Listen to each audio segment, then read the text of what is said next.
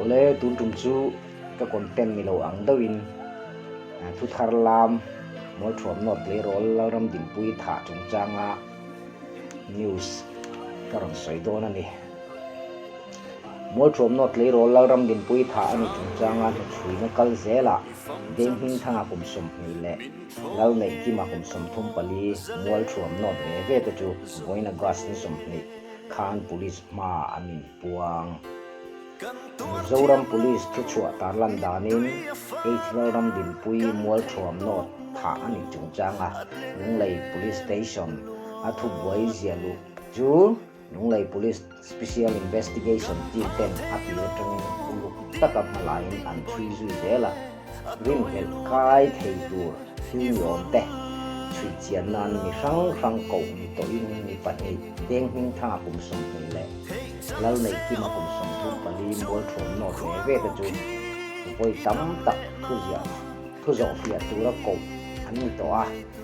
police te chuan an phone man dan le forensic evidence an kalpui atanga rin hel na te chu an chi chho zela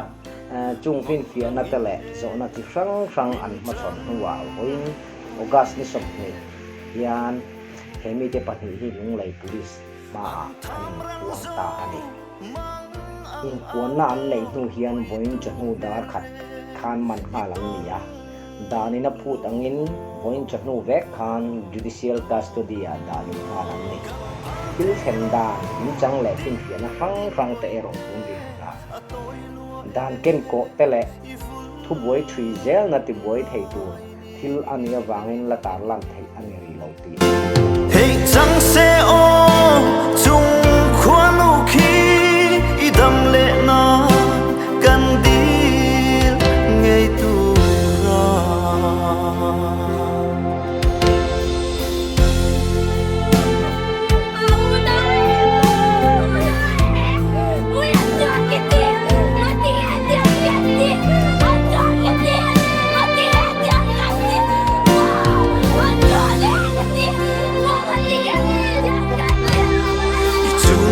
Zua o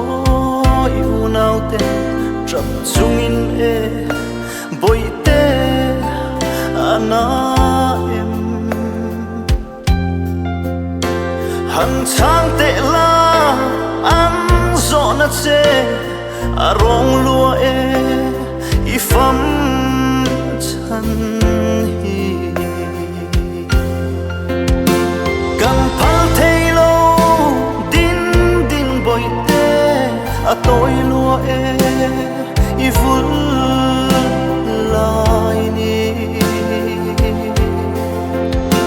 thấy chẳng sẽ ô chung khoan u khi I đam lệ na cần đi ngay tu ra nam lên tu nun ro lâu ngay về te dấu pha sal tra in cha lang mo isu nu ren arong lua e I bo re lo nge rama ya kan phal thei lo din boy te a toi lua e I vun lại ni thấy chẳng sẽ ô chung khoan u khi I đam lệ na cần đi ngay tu ra cần phal thei lâu din boy te tôi lúa e I vun